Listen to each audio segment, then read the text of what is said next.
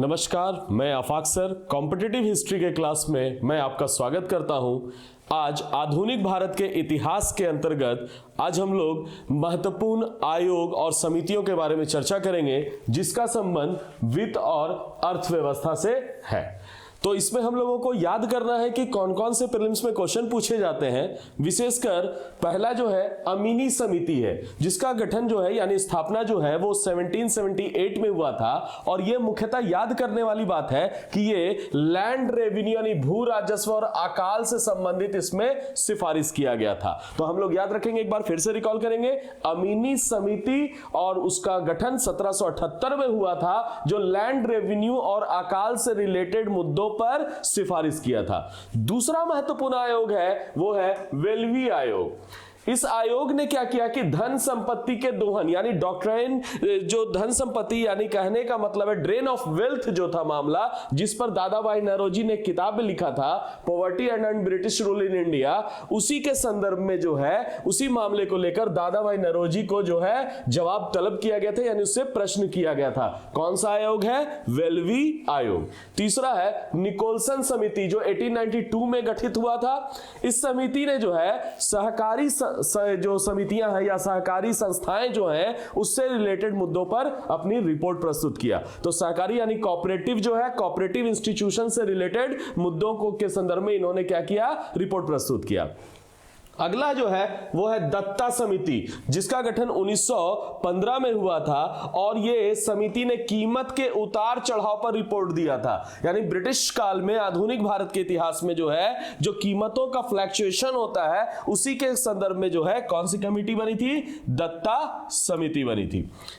अब अगला है मैक्लॉगन समिति, जो 1915 में बना था।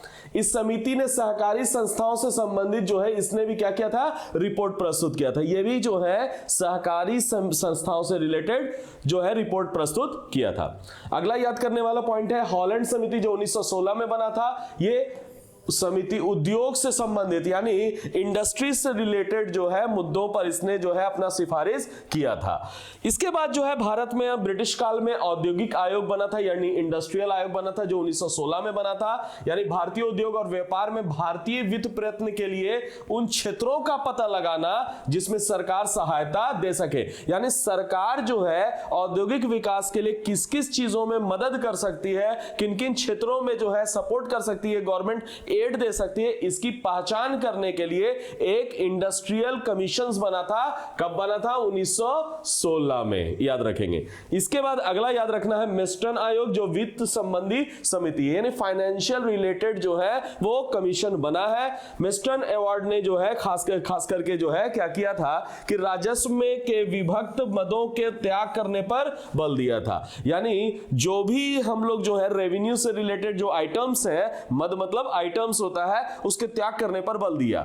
इसका एक परिणाम भी निकला कि आय के कुछ स्रोत प्रांतीय तथा शेष केंद्रीय सरकार के लिए रख दिए गए। यानी आय का जो है डिस्ट्रीब्यूशन से रिलेटेड यहां पर जो है कमिटी बना था। कौन सा कमिटी है? तो मेस्टन आयोग है।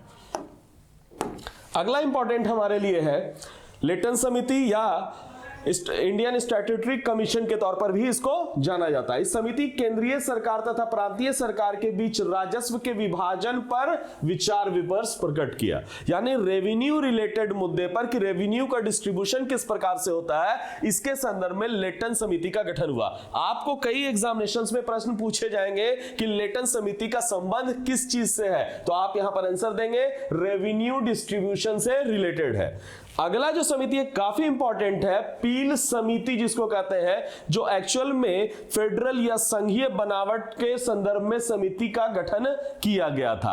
अब चूंकि फेडरल कहने का मतलब है कि दो प्रकार की व्यवस्था हमारे यहां है, एक केंद्र सरकार और एक प्रांतीय सरकार। तो ब्रिटिश पीरियड में केंद्र सरकार और प्रांतीय सरकार के बीच रेवेन्यू के विभाजन पर प्रश्न जो है, यानी किस प्रकार से जो आमदनी होगा उसका डिस्ट्रीब्यूशन किया जाएगा, सेंटर को कितना पैसा दिया जाएगा और स्टेट को कितना दिया जाएगा, इसको लेकर है। पील समिति, वेरी वेरी इंपॉर्टेंट। अगला है पर्सी समिति, जो संघीय वित्त समिति इसको भी कहा जाता है। केंद्र सरकार तथा प्रांतीय सरकार के बीच राजस्व विभाजन के प्रश्न पर विचार प्रकट के, यानी ये भी रेवेन्यू से रिलेटेड है। यानी आपको ध्यान रखना है, कभी कभी ऐसे भी प्रश्न हो सकते हैं कि 2-3 जो है रेवेन्यू रिलेटेड प्रश्न होंगे, यानी समिति का नाम दिया रहेगा और पूछा जाएगा कि इन सब में निम्नलिखित में से कौन सा जो है समिति राजस्व से संबंधित है। अगला है राजस्व आयोग कब बना, कमीशन बना 1921 में, वेरी वेरी इंपॉर्टेंट। उस समय इब्राहिम रहीमुल्लाह थे इसके प्रधान। 1923 में दी गई अपनी रिपोर्ट में सुझाव दिया कि उद्योगों को प्रारंभिक विकास की अवस्था में संरक्षण दिया जाना चाहिए। तो याद रखिएगा राजस्व आयोग कब बना है, 1921 में। कौन है इसके हेड, इब्राहिम रहीमुल्लाह, जिन्होंने 1923 में अपनी रिपोर्ट दी और बताया कि जो उद्योग का प्रारंभिक विकास होगा उसमें सरकार को सहायता दी जानी चाहिए। अगला आयोग है जो बड़ा इंपॉर्टेंट माना जाता है फाइनेंस से रिलेटेड, लिन-लिथगो आयोग। कब बना था, 1928 में। वीवीआई है, ध्यान रखेंगे। इस राजकीय आयोग ने भारत में कृषि की स्थिति को अधिकृत रूप से सुधार करने की भी अनुशंसा किया, यानी एग्रीकल्चर रिलेटेड यहां पर रिफॉर्म करने की बात किया गया। और इसी के बाद जो है आपको शायद पता होगा आईसीएआर का भी गठन हुआ था, यानी इंपीरियल कॉलेज जो हम लोग कहते हैं। क्लियर है।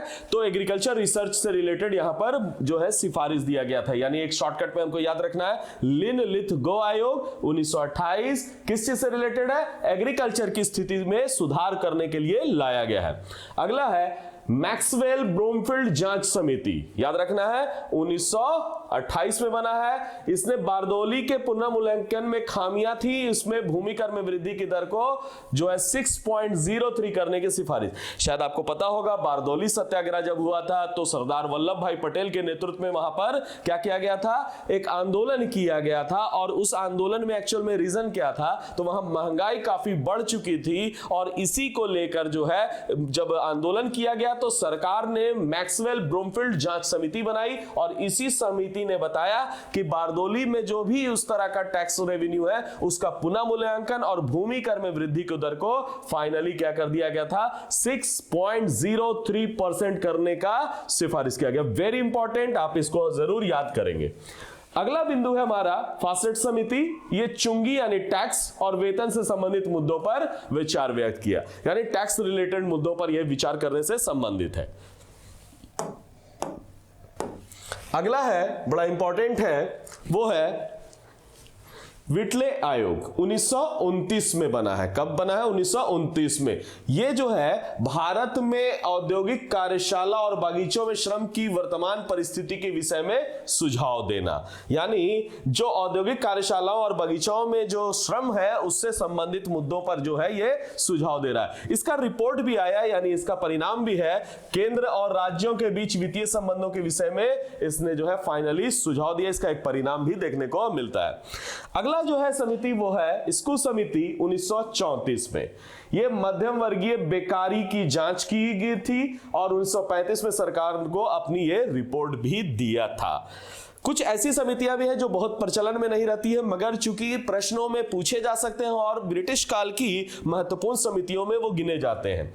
इसके अलावा है नियमन समिति 1936, केंद्र और राज्यों के बीच वित्तीय संबंध के विषय में इसने भी सुझाव दिया था कि केंद्र को कितना पैसा और राज्य को कितना। ये सब फाइनेंशियल इंस्टीट्यूशंस के सुझाव के संदर्भ में देखा जा सकता है।